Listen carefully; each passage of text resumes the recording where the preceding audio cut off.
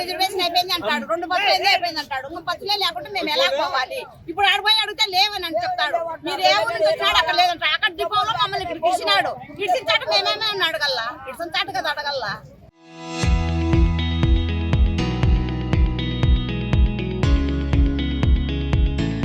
ఎక్కడికి పోవాలమ్మా మీరు ఇప్పుడు? శ్రీశైలం పోవాలా. ఎక్కడి నుంచి వస్తున్నారు? మేము ధర్మారం నుంచి తాడిపత్రి నుంచి వస్తున్నాం.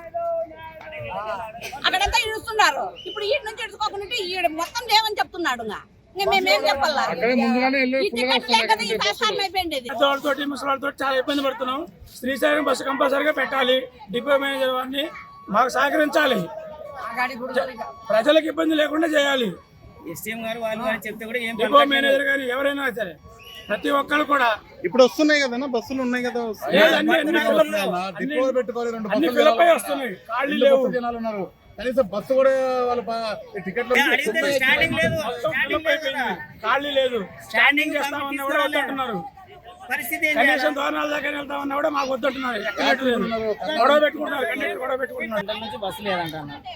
వచ్చి సన్నగిళ్ళ తల్లి బస్సుల కోసం పోతున్నారు, కింద పడుతున్నారు. ఆడోళ్ళు కింద పడి లేసి వస్తుంది. ఒక ఆమె కాలు ఈ నుంచి ఇటు వరకు దొక్కపోయింది. పోయి అడిగితే ఎస్టీఎం కానీ ఇక్కడ ఉన్న స్టేషన్ మేనేజర్ కానీ రెగ్యులారిటీగా సమాధానాలు చెప్తున్నారు. పిఎం నంబర్ అడిగితే కూడా లేదని చెప్తున్నారు.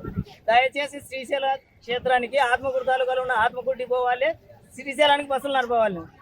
ఆటాడు వాళ్ళు కూడా ఏం చేయడం లేదు కాబట్టి శ్రీశైలం బస్సు పెట్టాలి. శ్రీశైలం ఇబ్బంది పడుతున్నారు. इधर से आए इधर दर्शन के लिए श्रीशैलम हमको जाना है और श्रीशैलम जाने के लिए पिछले 3 घंटे से यहाँ पे बस नहीं मिल रही है। यहाँ का क्या कर रहा है सरकार? परिवहन विभाग क्या कर रहा है जो 3-3 घंटे के लिए यहाँ से बस नहीं मिलती है?